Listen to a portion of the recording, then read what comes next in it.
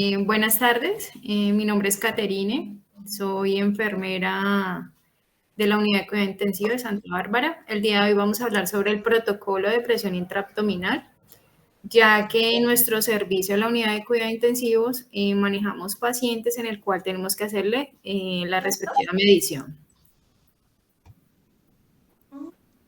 Bueno, ¿cuál es el objetivo general de este protocolo? Es describir el procedimiento de la medición de la presión intraabdominal al personal clínico, de manera que sea posible obtener información de forma correcta y tomar decisiones en relación a estos datos objetivos.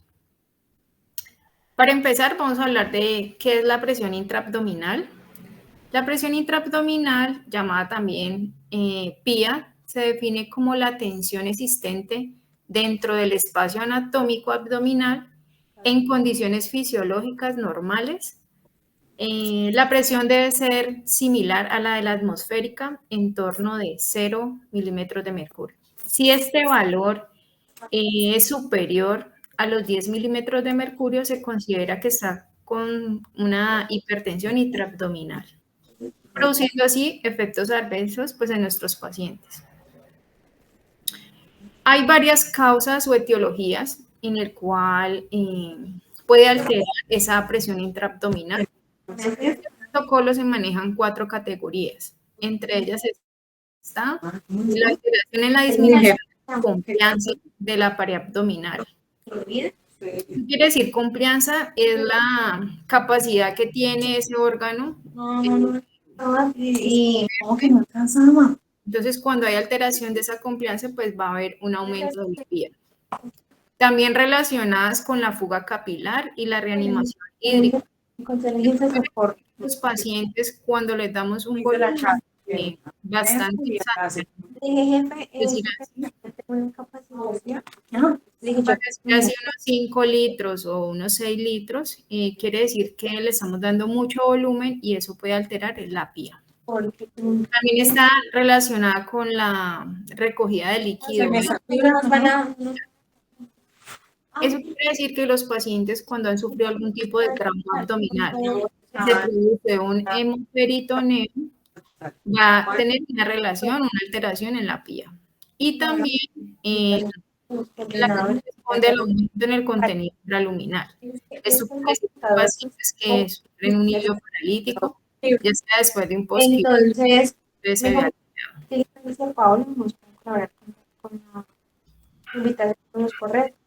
tenemos que el aumento de la presión intraabdominal o la hipertensión intraabdominal se define como el aumento de la presión dentro de una cavidad. Y es la elevación patológica sostenida o repetida de la PIA por encima de 12 milímetros de mercurio.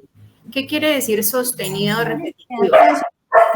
Que cuando un paciente le vamos a hacer la medición de la PIA, digamos a 4 horas, y en la más unos 8, y en la 12, unos 13, ver sostenibilidad o repetición de esos valores. Entonces, eso no quiere decir que el paciente esté sufriendo una hipertensión intraabdominal.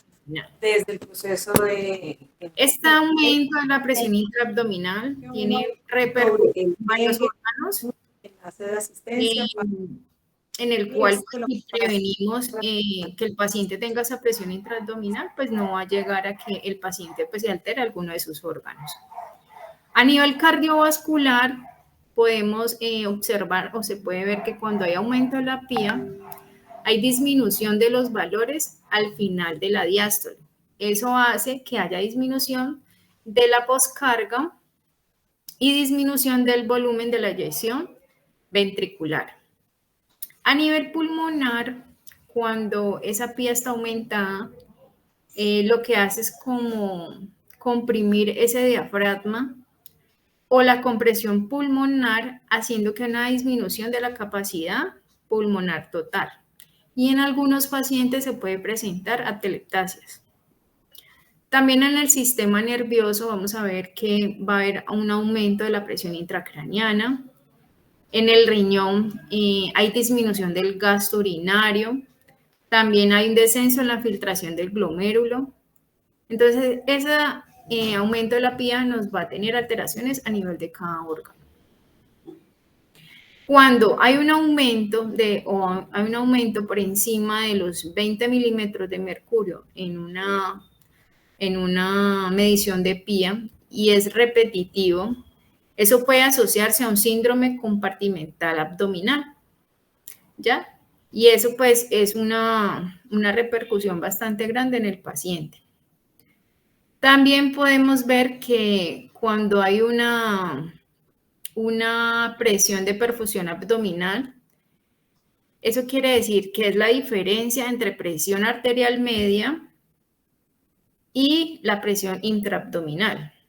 Entonces, eso nos va a dar un valor de la presión de perfusión abdominal, que lo normal es que sea menor a 60 milímetros de mercurio. Bueno, para hacer nuestra medición de la PIA, el personal de la UCI, que es encargado de hacer esa medición, es el personal de enfermería profesional. Pues vamos a listar un equipo en los cuales principalmente va a ser nuestra bioseguridad. Cuando un paciente tiene una sonda vesical, se puede hacer, ya que el paciente pues la tenga puesta, si no, nos toca pues hacer colocación de sonda vesical según el protocolo. Entonces vamos a listar la bioseguridad, vamos a listar si el paciente ya tiene su sonda, pues su sonda con su Cistoflop, si no, pues hay que hacerle colocación de su sonda. Vamos a necesitar un equipo de macro, solución salina, un equipo o un transductor en el cual nos va a hacer pues, la medición de la PIA, 2 jeringas de 3 ml, una hoja de bisturí, como se mira acá. Vamos a necesitar el buretrol, 3 llaves de 3 vías y el equipo de macro. ¿Para qué vamos a necesitar esta hojita de bisturí?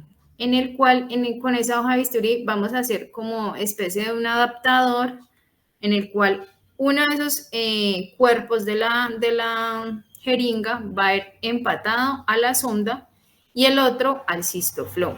Entonces, vamos a hacer con esa hoja de bisturí un corte en esta parte de acá del cuerpo de la jeringa y se saca el émbolo y ese va a ser como el adaptador de tanto a la sonda y al Cistoflop. ¿Cómo vamos a hacer como todo el proceso de la medición de esa PIA? Bueno, acá va a haber primero que todo, cuando se coloca ya aquí la sonda vesical, va a ir empatado a la jeringa de 3 ml y ese va conectado a la primera llave de 3 vías. En esa primera llavecita de 3 vías vamos a empatar lo que es el transductor. Ese transductor va a ir conectado al cable de la invasiva, en el cual es a la que nos va a dar los valores pues, para la PIA, para la medición de la PIA. Después se empata la otra llave de 3 vías y esa llave de 3 vías va conectada al equipo de macro más un buretrol y la solución salina, que es la que vamos cuando se hace la medición, se la va a inyectar al paciente. Y tenemos el otra llave de 3 vías, que es la que va empatada al Cistoflop. ¿Listo? Entonces, esa es como una forma, pues, más organizada de armar la PIA. Hay otras formas que es con una sonda Lewin, pero pues hay que hacer como mucho más artesanalmente hacerlo, pero ya con la llavecita de 3 vías y con las jeringas no da la adaptación completa. Para hacer la medición de la presión intraabdominal hay varios pasos. Uno de los primeros pasos es la posición del paciente. Es importante que si el paciente está sedado con un RAS de -5, también debemos de tener el paciente bien relajado, porque si el paciente está sedado pero un poquito combativo o algo, hay que tener el paciente completamente sedado y relajado. En la posición supino se relaja y se seda al paciente cuando el paciente está ventilado.